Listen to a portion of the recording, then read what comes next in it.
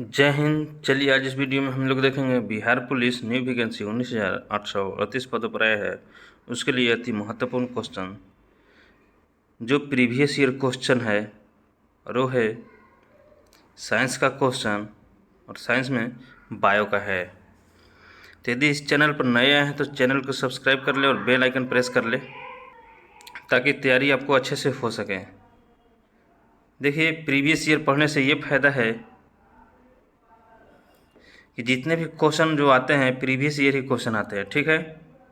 और previous year question से ये पता चलेगा कि आपको जो एग्ज़ाम में पूछता है वो कहाँ कहाँ से पूछ रहा है, और इससे आपको पढ़ने में बहुत ही फ़ायदा होगा, है ना। क्योंकि देखिए, बिना प्रीवियस ईयर के आप कोई भी एग्ज़ाम नहीं निकाल सकते हैं, ठीक है। इसलिए इस वीडियो को अंत तक देखें और बने रहे। इसका गेस करके क्वेश्चन का आंसर बता सकते हैं कि आप लोग को कितना सही हुआ है। तो चलिए देखते हैं पहला नंबर क्वेश्चन कह रहा है कि विकास के उत्परिवर्तन सिद्धांत का प्रतिपादन किसने किया था। तो किसने किया था, आप लोग को मात्र 5 सेकंड टाइम दिया जाएगा, तो आप लोग बताएंगे आंसर इसका क्या हो जाएगा। तो इसका क्या होगा, तो ये होगा हुगो डी ब्रिज ने। कह रहा है कि विकास के उत्परिवर्तन सिद्धांत का प्रतिपादन किसने किया था, तो किया था हुगो डी ब्रिज ने। चलिए आगे देखते हैं। अगला क्वेश्चन कह रहा है कि विकास का सिद्धांत का प्रतिपादन किसने किया था। तो विकास का सिद्धांत का प्रतिपादन किसने किया था, आप लोग बताएंगे। तो इसका राइट आंसर हो जाएगा चार्ल्स डार्विन। चलिए आगे बढ़ते हैं। अगला क्वेश्चन कह रहा है कि हरे पौधे क्या कहलाते हैं।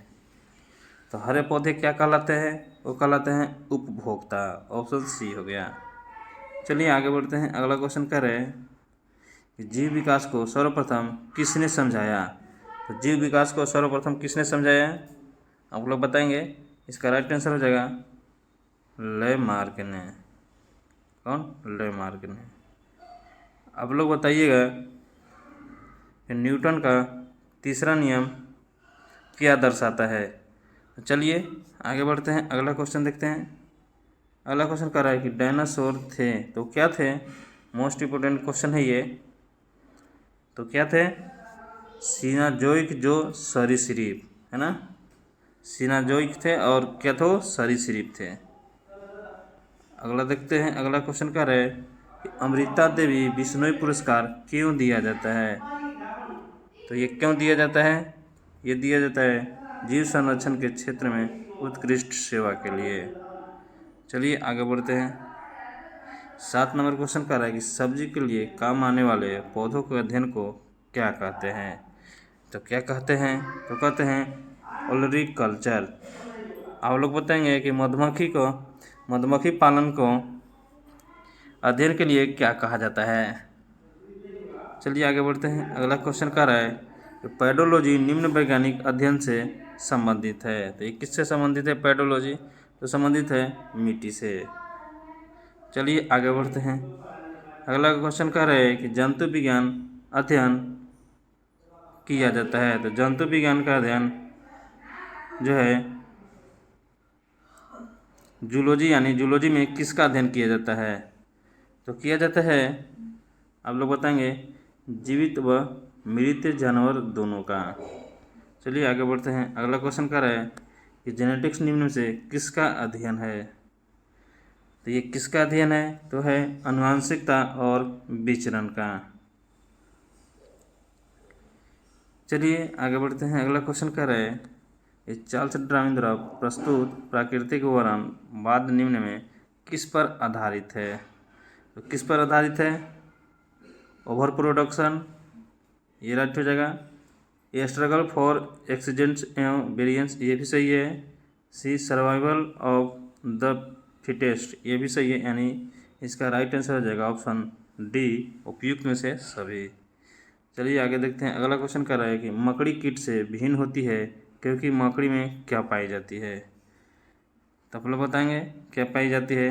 तो पाई जाती है, ऑप्शन ए है 6 टांगे, बी है 8 टांगे, और सी है 10 टांगे, और डी है 12 टांगे। तो इसका राइट क्या हो जाएगा आंसर, 8 टांगे। मकड़ी में कितना टांग होता है, 8 होता है।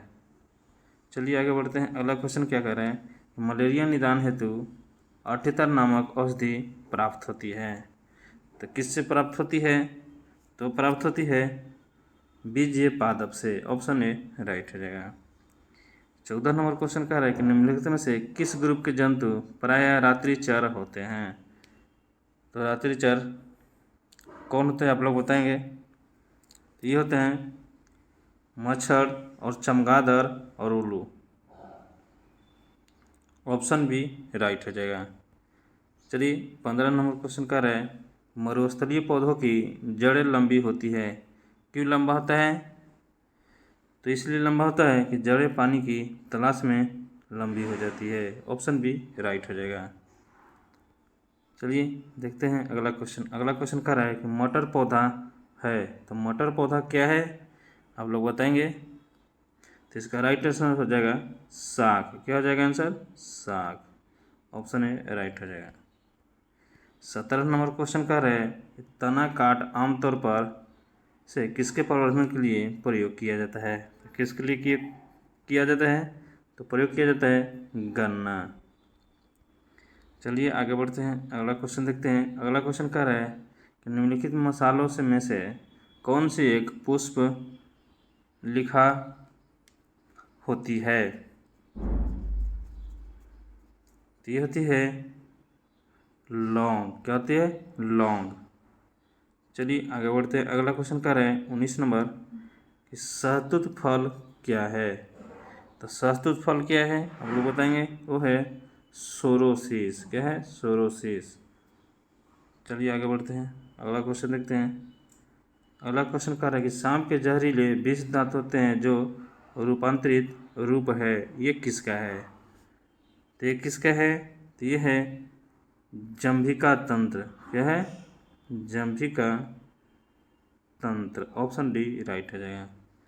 चलिए आगे बढ़ते हैं। अगला क्वेश्चन कह रहे हैं कि शुष्क जलवायु के भली भांति अनुकूलित पेड़ पौधे को कहते हैं। तो क्या कहते हैं उसको, उसको कहते हैं मरूदभिद।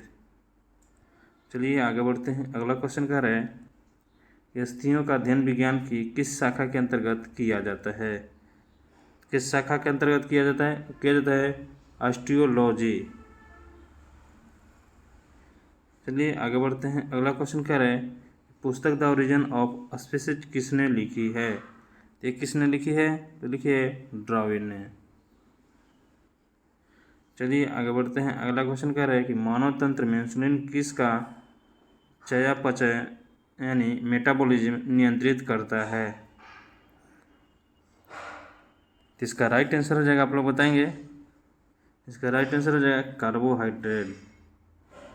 चलिए आगे बढ़ते हैं। अगला क्वेश्चन कर रहे हैं कि पौधे जो नमक युक्त मिट्टी में उगते हैं उसे क्या कहते हैं। तो उसको क्या कहते हैं, तो उसको कहते हैं हेलोफाइट। चलिए आगे देखते हैं। 26 नंबर क्वेश्चन कर रहे हैं कि जीव में अत्यधिक विविधता का कारण क्या है। तो है उत्परिवर्तन। क्या है, उत्परिवर्तन।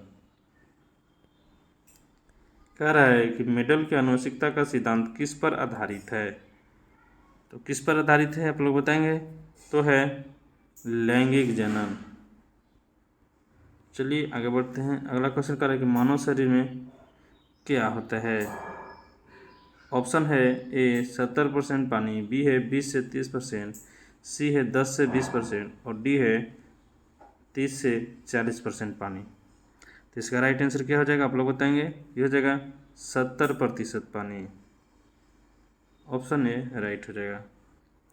29 नंबर क्वेश्चन कह रहा है कि यकृत एवं मांसपेशियों में ऊर्जा जमा होती है। तो किस रूप में जमा होती है, तो होती है ग्लाइकोजन के रूप में। अगला क्वेश्चन कह रहा है कि मानव शरीर में विटामिन ए भंडारित होता है, कहाँ होता है आप लोग बताएंगे। तो ये होता है यकृत में। कहाँ होता है, यकृत में। ऑप्शन ए राइट हो जाएगा। 31 नंबर क्वेश्चन कर रहा है कि निम्नलिखित में से कौन आहार श्रृंखला का निर्माण करते हैं। ऑप्शन ए है घास, गेहूं तथा आम। ये तो निर्माण नहीं कर रहे हैं। दूसरा देखते हैं, कह रहा है कि घास, बकरी तथा मानव, यही आंसर हो जाएगा, है ना, क्योंकि घास को बकरी खाती है, बकरी को मानव खा जाता है। तो इसका राइट आंसर हो जाएगा ऑप्शन बी। चलिए आगे बढ़ते हैं। अगला क्वेश्चन कह रहा है निम्नलिखित में से किसे आप उपभोक्ता की श्रेणी में रखेंगे। तो किसको रखेंगे, तो जंगली जानवर को। किसको रखेंगे, जंगली जानवर को। ऑप्शन डी राइट हो जाएगा। चलिए आगे बढ़ते हैं। अगला क्वेश्चन कह रहा है कि निम्नलिखित में से कौन उत्पादक है। तो कौन उत्पादक है, तो ये है घास। क्या है, घास। ऑप्शन सी राइट हो जाएगा। 34 नंबर क्वेश्चन कह रहा है कि निम्न में से कौन एक जैविक प्रक्रम द्वारा अपघटित होने वाला पदार्थ है। तो कौन है, ये है सूखी घास के पत्ते।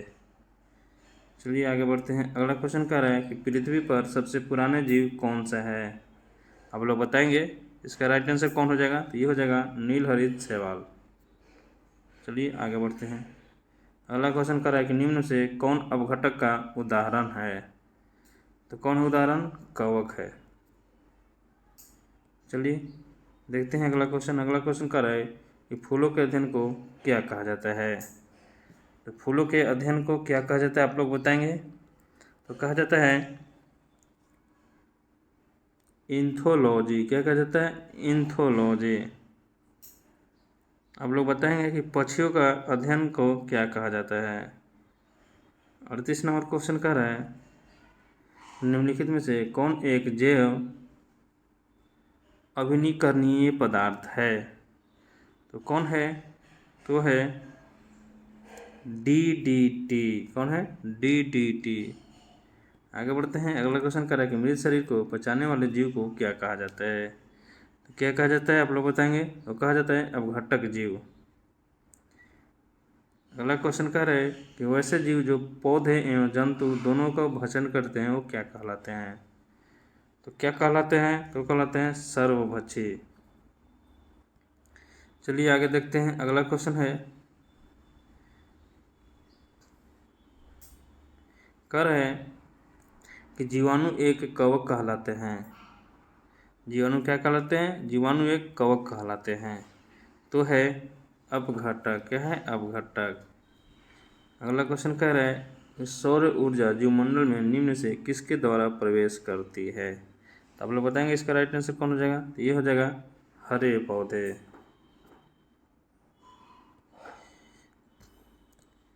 43 नंबर क्वेश्चन कह रहा है कि ओजोन परत महत्वपूर्ण है क्योंकि वह अवशोषित करती है। क्या करती है, तो ये करती है पराबैंगनी किरणों को।